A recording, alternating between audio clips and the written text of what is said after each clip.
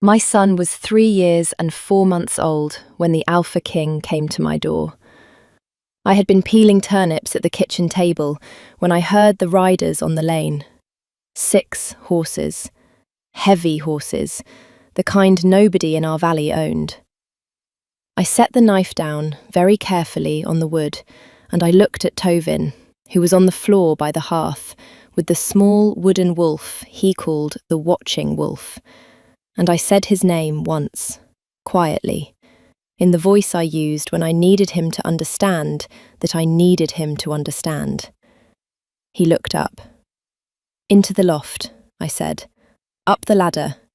Do not come down until I call you. Take the wolf." He went. He went without asking, which broke my heart later, when I had time for it, because a 3-year-old who knows to climb a ladder without asking has been taught that lesson, and I was the one who had taught it to him. I closed the loft hatch over him, and I smoothed my apron with hands that did not shake, because I had been practicing for 3 years and 4 months not to let them. I opened the door. Eric of the Iron Territories, Alpha King of the 17 packs, stood in my front yard with his beater and 4 of his guard. He had not yet looked at me. He was looking at my house.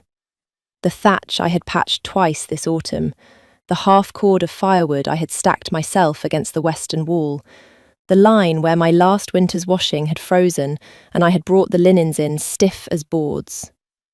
He was looking at it all, the way a man looks at a thing he has been searching for and has decided to take exactly as he finds it. Then he looked at me. The bond came alive in my chest like a struck bell. It had been buried for 3 years and 4 months. I had built a life on top of it, the way a village builds a road over an old burying ground, knowing what was there, declining to think about it. The bell rang once, and the road cracked the length of itself. I held the doorframe.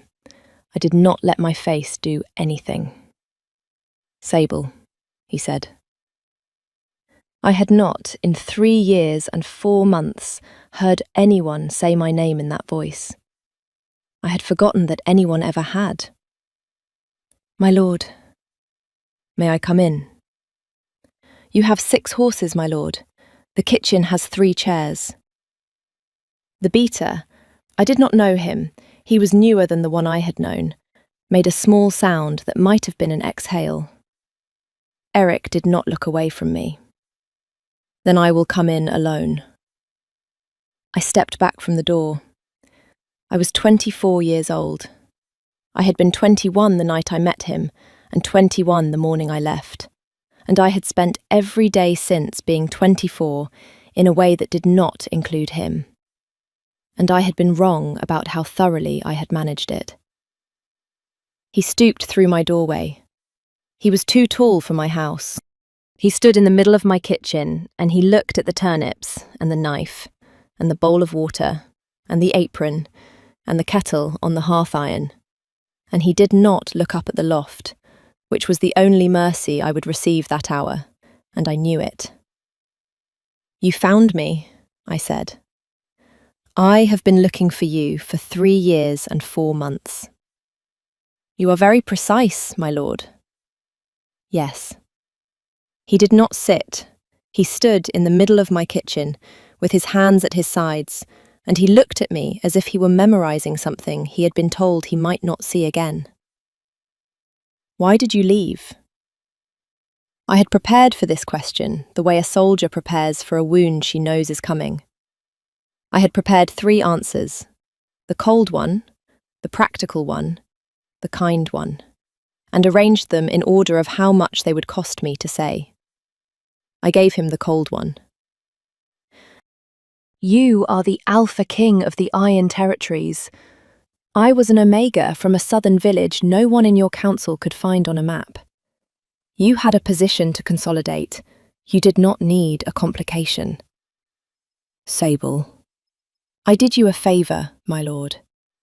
"Sable."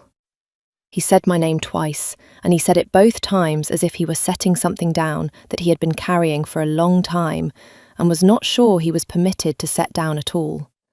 And I felt the bond ring again, and I held the door frame behind me with my left hand, because my right hand was, for the first time in 3 years, beginning to shake. "I heard the beater," I said. He waited. "The morning after, in the corridor outside your chambers, he told you the council would not accept it. He told you the bond would have to be formally severed by noon. He told you the sooner you sent for the cleric, the easier it would be on me." "That beater," Eric said, very slowly, "is no longer in my service." "I imagine not." "Sable, I did not send for the cleric." "I know." "You know?" "I felt it, my lord. I felt the bond every day for 3 years. I would have known if you had severed it. You did not." He closed his eyes. "I will tell you what I saw on the face of the strongest wolf alive in the middle of my kitchen in that moment, because if I do not tell you it, I will not be able to tell you the rest. I saw a man who had been holding a question for 3 years and 4 months and had just been answered. I saw the particular stillness of a man learning that the thing he had been afraid of was not true. I saw, in a face I had spent 3 years convincing myself I did not remember accurately, the exact thing I had been afraid I would see. He opened his eyes. "Why did you not come back?" "Because I had a reason not to, that I could not explain to you in a letter." "Sable, my lord, please, tell me." I did not tell him. I did not have to. The loft hatch opened. The small wooden wolf hit the floor first because Tovin had dropped it climbing down the ladder. And then Tovin himself came down the ladder, 1 rung at a time, the way I had taught him. And he came across my kitchen floor in his small wool stockings, and he stopped in front of the Alpha King of the Iron Territories, and he looked up. "Mama," he said. "He has the same eyes as the watching wolf." Eric did not move. He did not move for what I will swear, on every season I have lived through, was a full count of 3 seconds. And 3 seconds is a long time when you have been waiting 3 years. Then he knelt. He knelt slowly. He knelt the way a man kneels when he has just understood that the ground he is on is not what he thought it was, and he is bringing himself down to the height of the person who is going to explain it to him. He knelt to my son's height, and he looked at my son's face, and he did not reach for him. He did not touch him. He did not even speak first. He waited. He waited for Tovin to speak again, because my son had already begun the conversation. And Eric of the Iron Territories knew, in that moment, exactly whose conversation it was. "What is your wolf's name?" Tovin said. "He has no name yet," Eric said. "He has been waiting to be named. My wolf is called the Watching Wolf." "That is a very good name." "Mama says you carved him." "Did she?" "She did not say it to me. She said it to the fire one night when she did not know I was there." Eric did not look at me. He kept his eyes on my son. I have, in my life, been grateful for many things. I have not in my life been more grateful than I was for the fact that the Alpha King of the Iron Territories did not look at me in the moment my son told him I had spoken his name to the fire. "What is your name?" Eric said. "Tovin." "Tovin. What is yours?" The Alpha King of the Iron Territories considered the question for what looked on his face like the most important consideration of his life. "My friends call me Eric," he said. Are we friends? I would like to be, if your mother permits it. Tovin turned his head and looked at me. He looked at me with the grave, thoughtful 3-year-old face of a small person who has been raised to ask before he commits, and I felt the bond ring a third time, and I nodded, because I could not, in that moment, speak. Yes, Tovin said. She permits it. If you have made it this far, if you are still here, still in my kitchen, still standing where I was standing, stay with me. What happens next is the part I have been afraid for 3 years to say out loud. Subscribe if you want the rest in my voice. I would like to give it to you. Eric stayed 3 days. He did not sleep in my house. He slept in the barn loft with his guard, which I knew because I watched him cross the yard at dusk with a blanket over his arm and the kind of careful, neutral expression of a man trying very hard not to claim a square inch of ground he had not been invited onto. He came to the kitchen in the mornings. He sat in the chair by the hearth that I had been told, by my own mother, was the chair my grandfather had sat in. And he watched my son show him every object in my house that had a story. The watching wolf had a story. The chipped blue bowl had a story. The crack in the hearthstone had a story. The patch on the rag rug had a story, although Tovin's version of the story involved a wolf cub I had never told him about, which meant he had invented it, which meant my son had begun at 3 to make up his own myths, which is a thing a child does when he has been raised in a house that has run out of them. Eric listened. He listened to all of them. He listened to my son the way a king listens to a delegation he has been waiting his entire reign to receive. On the second morning, he said, without preamble, "Sable, may I speak with you?" "You are speaking with me, my lord." "Outside, where the boy will not hear." We walked to the pump. He did not touch me. He kept 3 paces between us on the path, which I noticed because 3 paces is what he had kept in the great hall on a night that I will not tell you about, because I have only enough composure for 1 accounting per lifetime. "I will not take him from you," he said. I had been holding the pump handle. I let go of it. "My lord, I will not take him from you. I am telling you that first because I want you to be able to hear the rest." I nodded. I did not trust my voice. "There are things I have to tell you," he said, "that I have been carrying for 3 years. Some of them you will not like. Some of them are mine to carry alone, and I will continue to carry them alone. But I am not going to ride out of this valley without you knowing what they are. I owe you that. I owed it to you the morning you left, and I did not get the chance to pay it. All right?" The beta, the one you heard. His name was Osric. He was my father's man.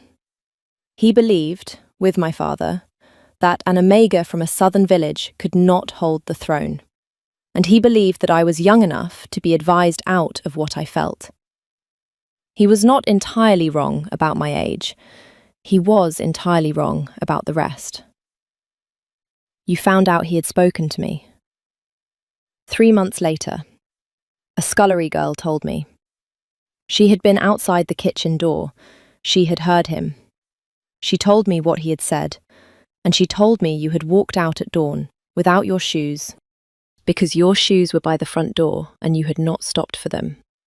I had a second pair in my pack. I am glad. I looked at him. I dismissed him that night, Eric said. I dismissed him in front of the council. I have not had a beater who was my father's man since. The current beater is a man I chose. His name is Wulfric, and he has been searching for you, off the books, for 3 years. He has a wife and a daughter of his own. He understood the assignment. You did not ride the search yourself. I rode it for the first 18 months. My lord. I did. I rode every village in the southern provinces. I rode in plain clothes. I rode under a beater's banner. I did not find you because you had done something I had not anticipated. What had I done? You had not gone to your mother's people. No. Where did you go? I went to my father's. He had a sister he had not spoken to in 20 years. She lived in a village no one in the south knew the name of. She took me in for the winter without asking a single question. She died the next spring. I have lived in her house ever since. He absorbed this. I watched him absorb it. Tovin was born here, in this kitchen.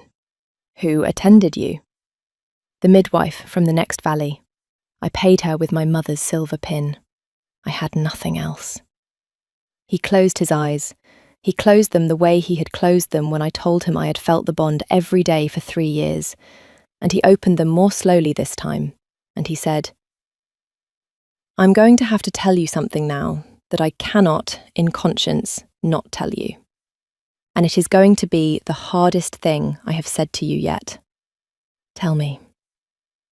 My cousin Vasily knows about the boy. The bond rang a 4th time. It rang with cold. I felt it travel down my arms and into my fingers and stop in my palms, where it sat like frost. How? He has had a man watching this valley for 8 months. He did not tell me. He told the council last week. He has filed a claim that the child is a pack law foundling and must be brought to the Iron Seat for examination of his bloodline and assignment of his pack. He has filed it under the authority of the council airline, which is his while I am unmated. He has, in effect, asked the council to remove your son from your custody. I did not let go of the pump handle, because I had already let go of it once and could not afford to do it twice. When? His men were 3 days behind me. They will be here by tomorrow night. What will they do? They will try to take him. They will not succeed. No, Eric said. They will not. He looked at me the way he had looked at me in the doorway. He looked at me with the bond ringing between us like a forge bell, and he said, very quietly, Sable, I am going to ask you something. You may say no.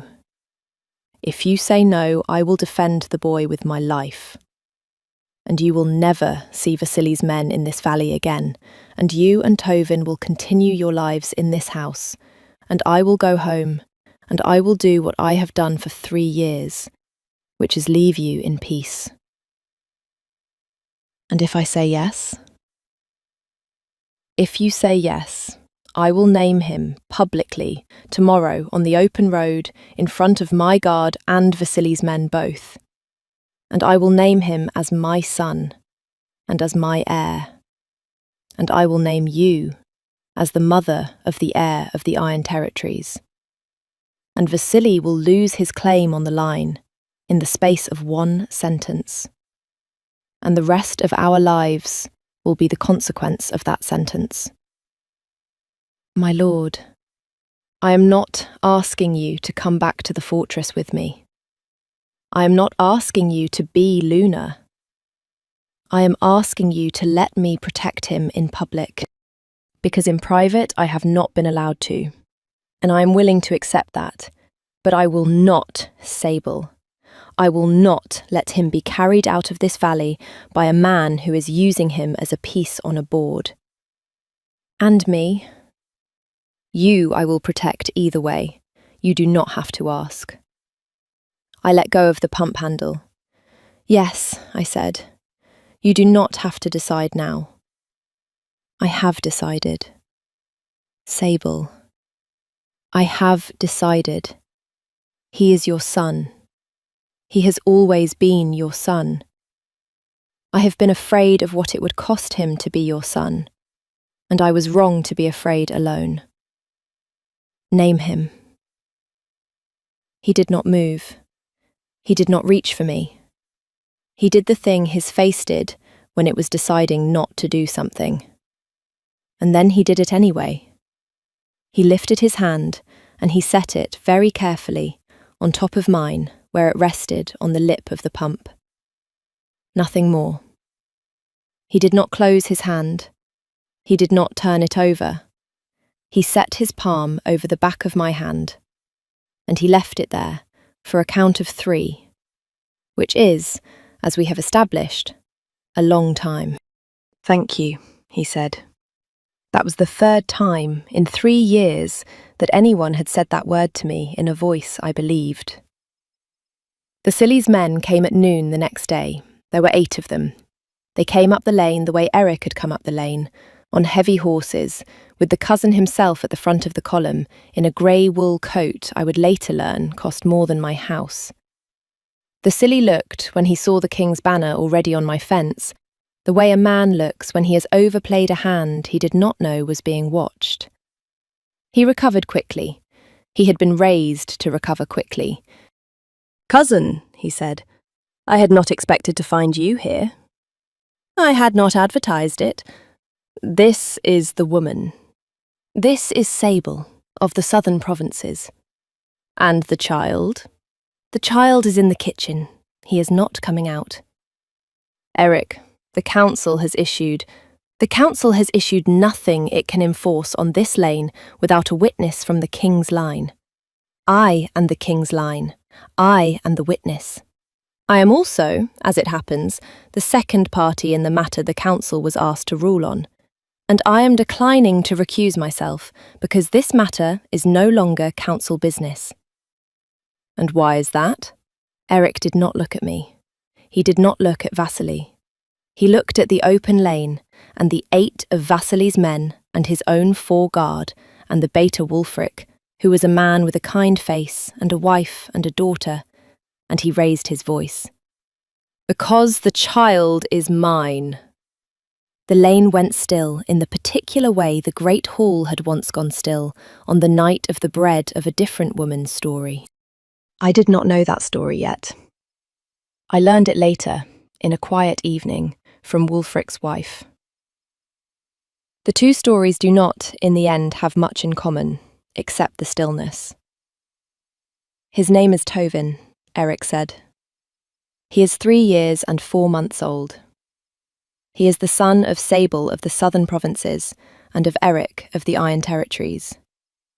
He is, as of this moment, the named heir of the Iron Seat. The line of succession is closed in his favour. The witnesses are present. The naming is done." The Silly did not, to his credit, drop his face. "This is highly irregular," he said. "It is. The mother of my son lived in a kitchen for 3 years and 4 months because the counsel I inherited from my father was not safe for her. The irregularity is mine. I will be answering for it in the council hall before the month is out. You may, if you like, ride ahead and tell them. Cousin, you will turn your column at the foot of this lane, and you will not return to this valley. You will not approach this house. You will not approach this woman. You will not approach this child. If you attempt to, I will know within the hour, and I will come to you, and I will not come as your cousin. Do you understand me?" I had thought I had seen Vasily recover quickly. I had not, until that moment, seen a man drained of colour from the collar up in 3 seconds. "I understand," he said. "Good. Wulfric will escort you to the valley boundary. Wulfric, if he stops, you stop with him. If he turns, you turn faster." Wulfric nodded once. He nodded with the small, efficient nod of a man who had been waiting 18 months for permission. The column moved. The column moved and Vasily moved with it, and the lane emptied of horses one by one, and I stood at my pump in my own front yard and watched the heir presumptive of the Iron Territories ride out of my life, the way he had ridden in, and the only sound in the valley for the next minute was the wind in the late autumn grass and a single distant call of a hawk. and the front door of my kitchen opened, and my son came out into the yard in his wool stockings, without permission, which was the first rule he had ever broken in his life. He did not look at the riders. He did not look at the lane. He came across the yard to where Eric was standing, and he stopped at his father's knee, and he held up the watching wolf. "I think," he said, "he is ready to have a name." Eric knelt. He knelt the way he had knelt in my kitchen the day before yesterday. He took the wolf in his 2 hands, the way he had taken my hand at the pump. "What name does he want?" Eric said. "He wants to be called Eric." "That is my name." "I know. Tovin, that is a great deal to ask of a small wolf." "He can do it." Eric did not answer for a long moment. He looked at the wolf. He looked at our son. He turned the wolf over in his hands, and he studied the place where the watching wolf had a small chip in his ear from the time Tovin had dropped him onto the hearthstone when he was 2. And then the Alpha King of the Iron Territories looked up at me from the dirt of my front yard, and he was, for the first time in our entire reacquaintance, openly asking for something. I nodded. "Eric it is," he said. When he stood holding the watching wolf in one hand and our son's hand in the other. He turned to me. "Sable." "My lord." "Eric. Eric. There is one thing I have not done that I would like to do. I have not done it because I have not earned it. I am going to ask instead. May I close the bond?" I had felt the bond ring 4 times in 3 days. I had felt it ring through every word he had said to me. I had felt it ring through every word my son had said to him. I had felt it ring through the moment he set his palm over mine at the pump. I had also felt the cost of leaving it open for 3 years. The cost was not metaphorical. The cost was the cold in my palms when Vasily was named. The cost was the fact that I had not slept a full night since I had walked out of his fortress without my shoes. "Yes," I said. He stepped toward me. The bond rang once more, harder, and I felt it bite into my ribs the way old magic bites, with a deliberate insistence, as if it had been waiting 3 years and 4 months to be allowed to finish what it had started. I felt frost gather along my collarbones. I felt the long-buried thing reach up through the floor of me and ask, finally, to be lifted. I lifted it. I lifted it, and it cost me. I tasted iron in my mouth. My knees nearly went. I did not let them. Eric reached me before I could. He took my hands. He did not pull me into him. He held my hands in his, and he let the bond do the rest of its own work. And when it had finished, when the last cold rang out of my palms and the air in the yard went warm again in the way the air goes warm after a thunderstorm has passed, he lifted my hands and he set them, very deliberately, against his own jaw. He bent and rested his forehead against mine. He did not kiss me. He did not need to. The bond had said the thing a kiss says. The kiss, when it came later that evening at the kitchen table, after our son had finally fallen asleep against his father's shoulder. And it was, I will say only this, the quietest thing I have ever survived. One sentence, in his voice, that I will keep for myself. One realization, on my part, that the 3 years had not been wasted, because the woman who married Eric of the Iron Territories 4 months later was not the woman who had walked out of his fortress without her shoes. And the woman who walked out without her shoes could not, I think, have done what the woman in the kitchen did. We were married at the harvest moon. Tovin carried the watching wolf the entire ceremony.